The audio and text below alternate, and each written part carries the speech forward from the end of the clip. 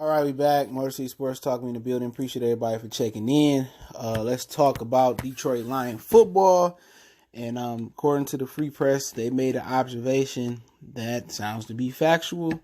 And I thought I was misreading, but yesterday, Graham Glasgow may be in jeopardy of losing his starting job. I believe he was a Bob Quinn pick out of the University of Michigan. He is no longer the center. I will get to address that issue in another video right after this one. He's not even the left guard no more. He is now competing for the right guard position, and he is in the contract year. But we back. It's your boy CJ Goodfellow, Motor City Sports Talk. Appreciate the love, support. Don't forget me on Facebook, Instagram, Twitter. Reach out to the email if you have a business question, inquiry, sponsorship, video request, or on social media. Quickest way is Twitter and my email. Email being first, but. All right, now Kenny Wiggins and Joe Dahl, who just got a contract extension, is duking it out for the left guard position next to Taylor Decker. Now, the only three mainstays that took the majority, if not all the snaps, according to the article, is Ragnow, Taylor Decker, and Rick Wagner. So you got two positions. The two guard spots are interchangeable. Now, Matt Sheriff, old Denver Bronco offensive lineman, I think he might have been a skins lineman too, if I remember correctly. He said that the saying used to be like any bum can play guard. It takes a special lineman to play tackle, but hey, it's more of a passing league now. Guards are the ones, interior linemen are the ones that open up the holes for the running back in the middle, but it's not as complex as playing the tackle position, especially for orthodox quarterback, the left tackle position. But those are conversations for another day. So now Kenny Wiggins and Joe Dahl are battling for the left guard spot. Who's to say if the loser, which probably going to be Kenny Wiggins since they just read up Joe Dahl. Hopefully I'm saying his name right. I'm probably butchering it.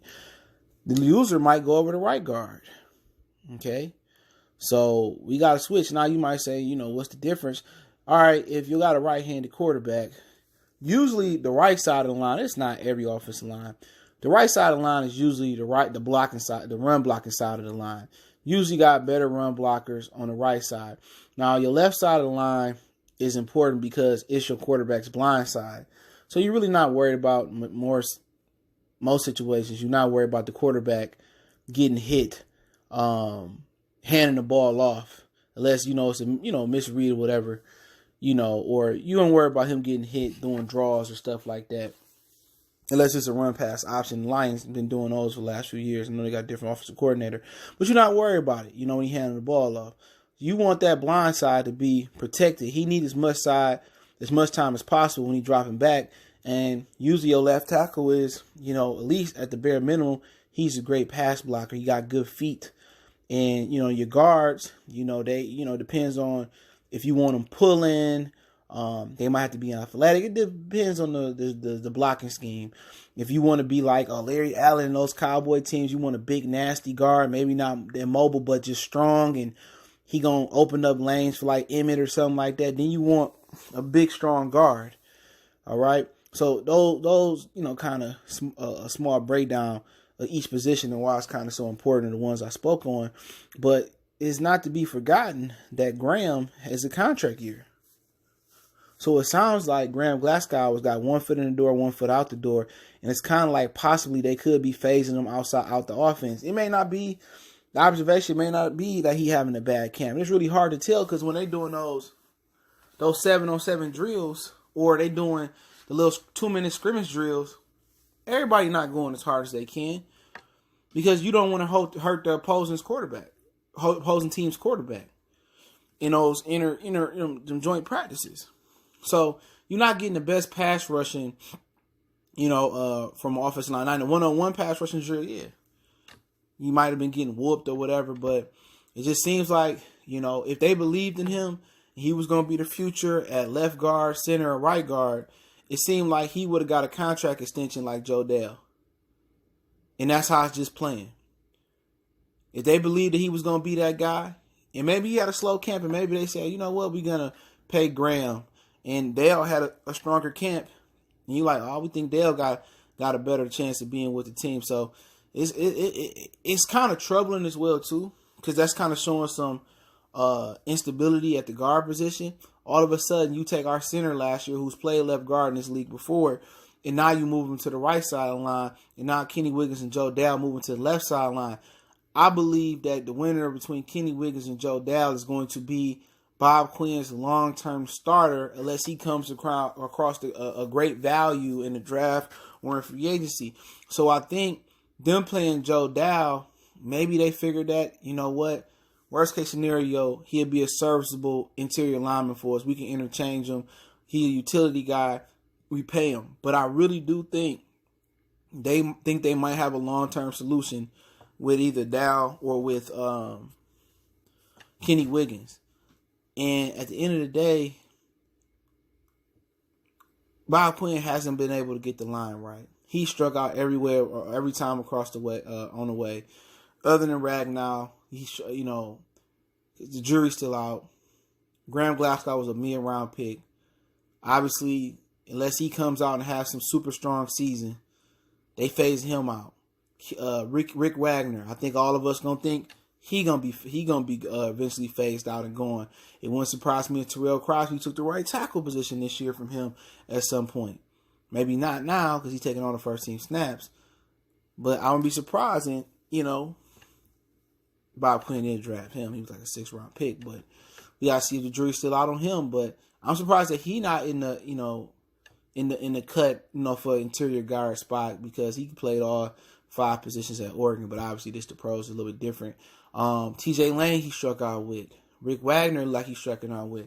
If Taylor Decker don't bounce back to rookie form before the shoulder injury, he could have struck out on a lot of different linemen. He struck out on a guard/center in Glasgow. He possibly could be striking out on Taylor Decker. He possibly could be striking out on Rick Wagner. He already struck out on TJ Lane. So he struck out on 4 offensive linemen. So at one point, do he delegate the power of evaluating offensive linemen to somebody else? Now, we a little bit premature jumping the gun, but we got a nice serving size of all of these guys. We seen Taylor Decker before the injury. That was a great evaluation in picking him, but he got an injury and now he not looking so hot. He tipping off the plays according to Chris Spielman. He not a good run blocker, and now his pass blocking dropping off a little bit. Rick Wagner, he just came here and just getting dog walked by pass rushers in the run game. He not effective in the run game like we thought he would, or in the pass blocking game. Ragnow, we still out. Graham Glasgow, he okay. But out the 3 between Decker, Glasgow, and with TJ Lane being going to Rick Wagner, I thought Decker's been more consistent than any of them post-injury for Taylor Decker. But Graham Glasgow look like they're getting ready to phase him out, and he going to probably sign with somewhere else. And, that's unfortunate for him. He from the University of Michigan. I do support them. But it's really hard to tell with interior linemen, because when you're watching the game, unless you was a former offensive lineman at a high level, you really ain't paying attention to the running, to the trenches like that. Even in the running game, you mostly watching the running back. If you go back and watch the film, then you see guys get beat on the inside, or if they show the replay, you see guys tipping off the plays. But for Graham Glasgow, it's a guy, I wonder, like, hey, man, I'm going to get to this video next. Glasgow that good, or Ragnow just not that good, you know what I'm saying? But now we starting to have an answer, and we get it now. But with Graham Glasgow, can't hang your head about it, man. You know what I'm saying? You got to work, get better, and you really be like Kanye West. These fools really that much better than me? No. It could be the plain and simple fact that you might be performing. You might have had a hell of an off season, lifting, feeling good, feeling rejuvenated.